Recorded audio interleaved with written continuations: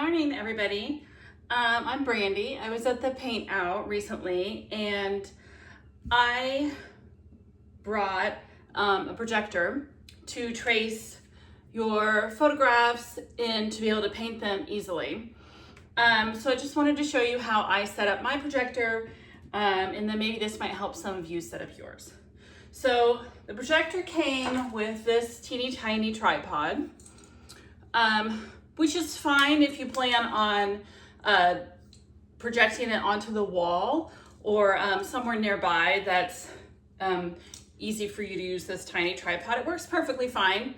It's just not exactly what I wanted for my uses. So what I really wanted was something that sits up above and projects down so that I can sit comfortably and trace my item or maybe even paint while I have the projector going. There's several different things. Online, you might have seen that this was really good for cookie decorating, which I suppose you could do that too. There's probably a lot of different things you could do with it, you know, decorate a cake, anything you want to project an image onto and be able to trace that out. It would be fantastic for that. So it also projects fairly large. So if you wanted to do a mural or you're helping with a project at school or whatever, you could project it very big and trace it like that. So I'm gonna start by explaining the tripod that I ended up getting for this. And I'll provide details of the actual links of the items that I bought. Here's the tripod item that I got. So it comes with, you know, the base, obviously. It also comes with this long piece that helps extend the projector to the side so that it'll project straight down without having the legs in the way as something that would provide a shadow. And you'll see on this side of the projector, it's got this little ring thing. So we'll be talking about that in a minute. And then it came with two different attachments. So it came with this attachment, and then you could open this, and this part flips around a little bit. At the Paint Out, this was the attachment I was using for the projector itself. And I found actually it's not the best one for that, and I will show you that in a second.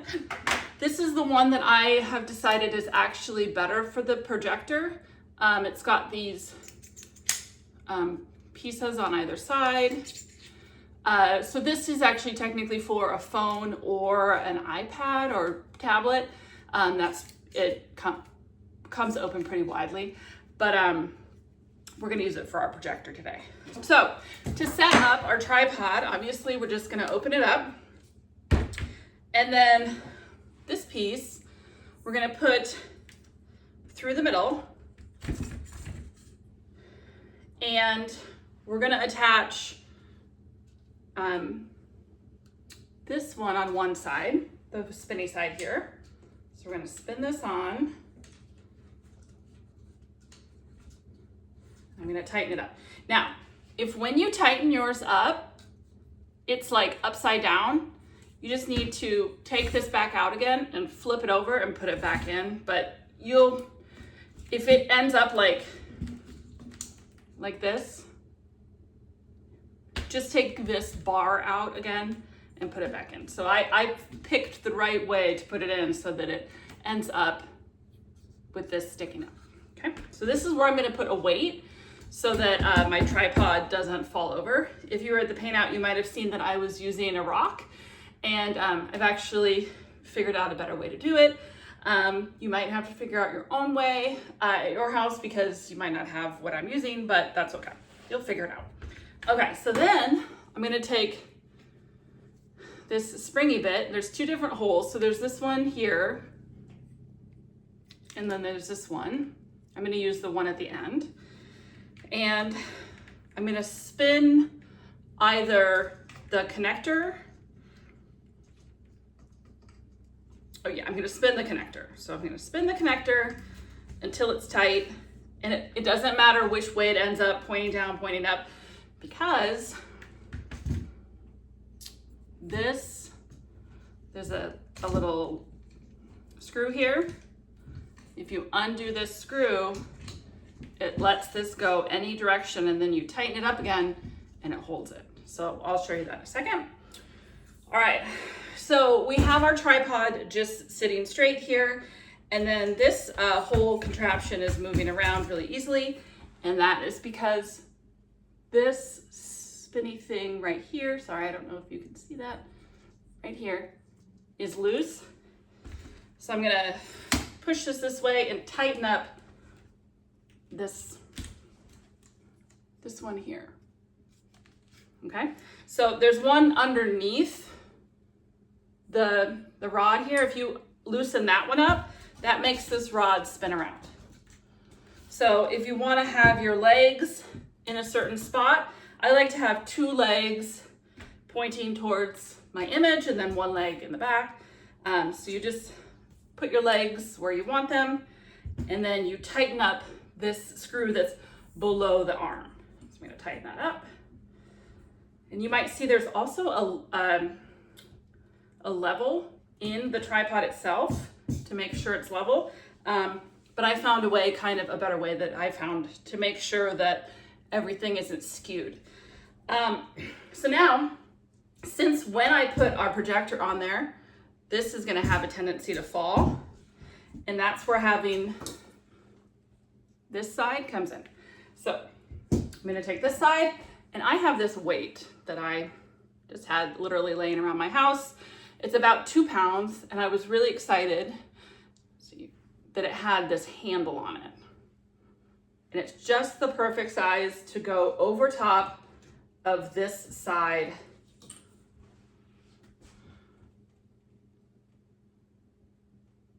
of this tripod, okay?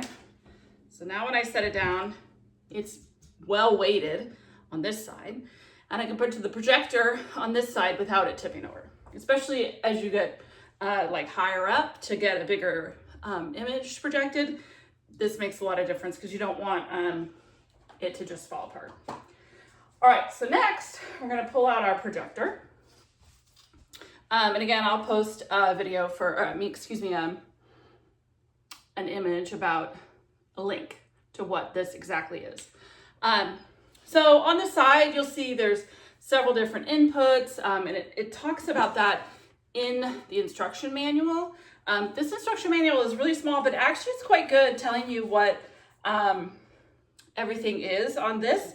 And it also talks about this remote, which I did not have batteries in at the Paint Out, so I didn't really know what the remote did, but it's pretty nice. So the first thing you're gonna wanna do is make sure that, some chairs out of the way, sorry.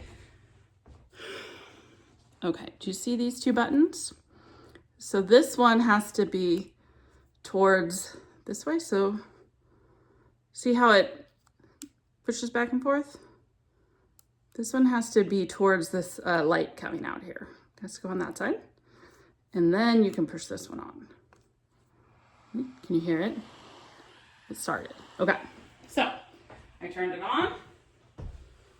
And when I bring it over here, the first thing I notice is if I have the keypad facing towards me, it's upside down. So I'm gonna make it so the keypad is facing towards away from me.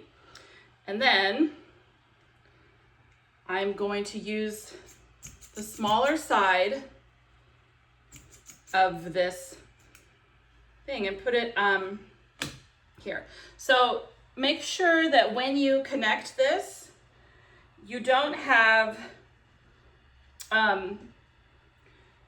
these trigger points on the power button, and you don't have it over the plug-in on this side. So there's just kind of a spot just perfect about 2/3 of the way down. Also on this side over here, there's this little wheel that helps you get things perfectly, I'm sorry, what's the word that I'm looking for? Make it so it's not blurry, right? Okay, so now I'm gonna show you how I managed to make it so that it's not skewed in any way. So once you have your image, once you have this on, There's several steps that you need to go through in the manual to get it connected. So you're gonna want to make sure that this is connected to the same Wi-Fi network as your phone is connected to. And it tells you how to set up a Wi-Fi on page 9. And if you don't have, if this manual got lost or something, let me know and I can show this to you. All right, so I'm gonna pull up an image so that you can see. All right, so this is actually a really old phone because I'm filming on my phone. But I'm gonna take the phone. Now this is an iPhone, so it's a little bit different if you're using an Android. But basically what you wanna get to is mirroring this screen onto your projector. So on an iPhone, you pull up the image that you want. On this phone, I swipe up, but on my phone, it's actually top left and swipe down. But in here, you'll see these two little squares. So on an iPhone, this is screen mirroring. So I'm gonna hit that, and it's gonna ask me where I wanna mirror it to, okay? And my device is called eShare 3962. It's the one on the top there. I know it's backwards for you guys, but and so I'm gonna click that. And then this device is going to start mirroring this image. Okay, so let's say that I want to paint this portrait onto this paper here, okay? So part of the problem that I have been seeing is that sometimes the image gets kind of skewed and you're unable to get it to look straight, okay? So I'm gonna make this image bigger. So the way that I'm gonna make it bigger is I'm just gonna take this, I'm gonna unlock 3 of the legs, and then I'm just gonna carefully start pulling it straight up. Okay. So if I'm actually trying to get it to the same size of this little canvas that I have, it's not that big yet. So I'm gonna unlock 3 more legs because I've already went to the top of those first set of legs. And I'm gonna go up some more. All right, so that looks about right. So at this point, you can check to make sure that your image is straight based on this little level that you have there. But I'm actually gonna do it in a different way. So you see how I've got this quilter's cutting mat here? All right, so the best way that I have found to make sure that the image that you're tracing is not skewed, meaning that it ends up with one side, one side longer than the other, or, it's kind of, do you see how if I hold my canvas like that, it's a lot shorter on the left side than it is the right side, or like this, it's all skewed. The best thing that I have found to do is if you have a cutting mat like this, or you could use a ruler or anything that will show you that, the sides are straight. But, since most of us have multiple hobbies, I wouldn't be surprised if a lot of you had some quilting stuff. So what I'm going to do is I'm going to line this up here and here, and I'm going to see if this is actually straight. So if it's not, then this is the time where it's good to have it on this swivelly thing, because you can move it in all directions until you get your picture to be perfectly even, and make sure that it lines up and it's not skewed. This actually works really well too if it's a smaller, but if you can see right here that this is only about a 1/2 inch, but over here, it's more. Do you see that difference? So this image is skewed. So what I want to do is I just want to make sure that it's not. Now, if you're making a landscape or something, it might not really matter if it's not quite right. If you're doing some sort of a portraiture, it might matter. So mess around with moving the actual device around until you find that you have something that is fairly straight and not skewed. And you might have to mess with it for a bit. But again, you can see here that this is quite a bit shorter than that down there. So I would have to keep messing with it to make sure that it looks correct. So next, I'm going to show you how I use the projector to trace an image. All right, so I turned some lights off so you can see better what I'm doing here. And I also took a second and I kind of made sure that this image was not skewed, or at least less skewed than it was before. It's still a little tiny bit. I'm trying to line it up so that the image lines up with at least 3 lines on my board, and it's pretty good. If you don't have something that can measure, like I said, you can just use a ruler to see if the top and the bottom and the sides are the same length. That'll give you an indication of whether or not your projector is not straight, so it's making the image, bigger on one side than it is on the other. So once you actually start your tracing, you're going to want to make sure that your canvas, or your paper, is either taped down or that you mark, sorry, I gotta grab my pen, or that you mark the corners of the picture itself on your canvas. So if you move it, then you can get it right back in the same spot.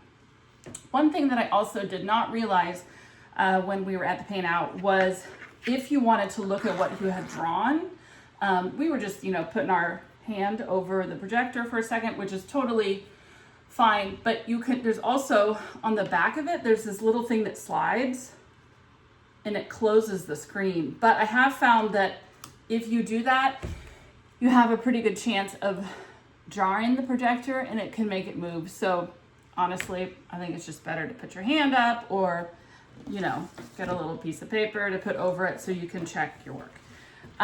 So if you want to turn the projector off for a minute or come back to it later, I think really the best thing to do, and if you're a watercolorist, oftentimes you have bigger paper than your actual painting that you're doing, but I might just mark the edges of the picture that I'm trying to trace. You see I have those edges marked. So I just picked this up. Can I get it back where it was? Yeah, I can, because I just have to line up those edges. So now it's right back where I had it. So that's a pretty good way to just do that instead of taping it down if, you wanted to look at things differently. So suggestion that I have is if you want to keep your paintings loose and a little bit more impressionistic, I would suggest tracing the least amount of detail that you can. So like for me, I'm not a portrait artist, but for me, I would definitely get her face shape.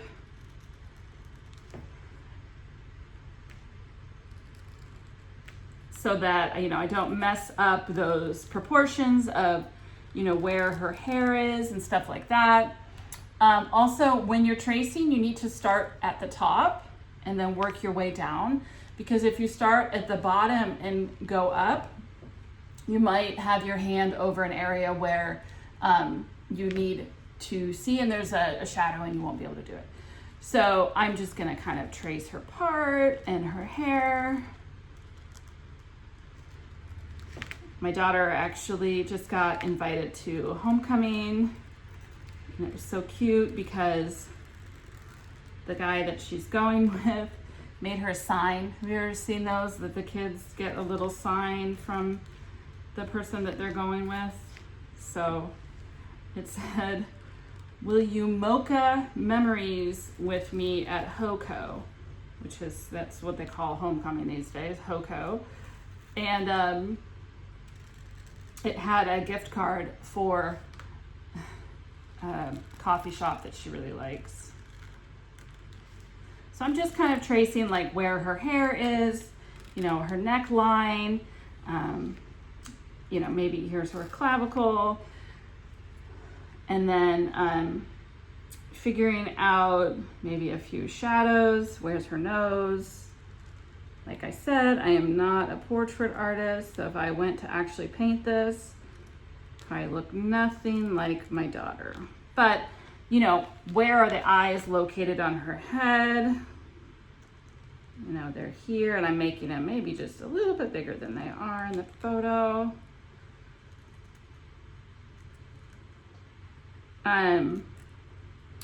But this will help you just to get like your proportions down correctly. You know, it might not look like someone if you have their proportions incorrect.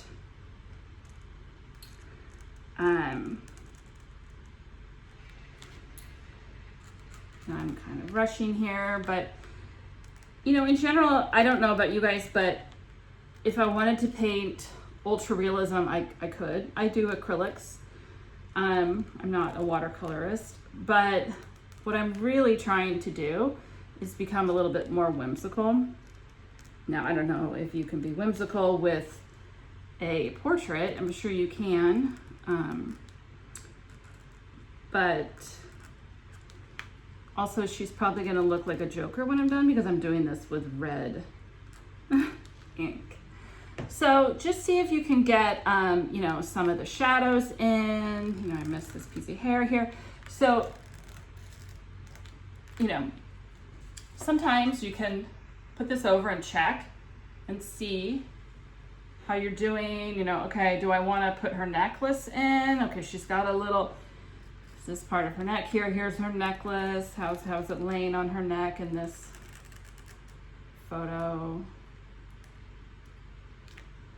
You know, what else would I like to add? So if I wanted to pick it up and show you what I had traced, I could do that. And then when I put it back down, what do I have to do? I just have to line up those corners again, right? If I line up the corners, let's see what happens when I line up the corners. Yeah, the places that I had already traced are in the correct spots. So sometimes that might be easier than taping it to the table or taping it to your board and taping the board to the table. You just mark those corners so that you can easily get it back right in the spot. Yeah, so then I could take this and try and paint it. So some of the issues I think that people might have been having is if you can't get it to connect to your phone. So you just need to make sure that your phone and the projector are on the same Wi-Fi network. So if you don't have Wi-Fi where you're doing this, I think there's probably something else that you can do, but I would really have to look into it. There's also a bunch of other settings that I have not explored yet. And some of it has to do with the corners of the image and how you want those projected. And I might look into that a little more. And if you would like to learn more about the finer details of the projector, just let me know. But from what I understood is I had let you know that I would figure out a way to get my setup correct and you know, how to turn it on and project something. So I hope you found this useful. If you have any questions, please let me know. I'll leave my email in the comments, and you can email me if you want to learn more about this device or how to use it. All right, well, I hope to attend another paint out very soon, and I hope you have a really great day.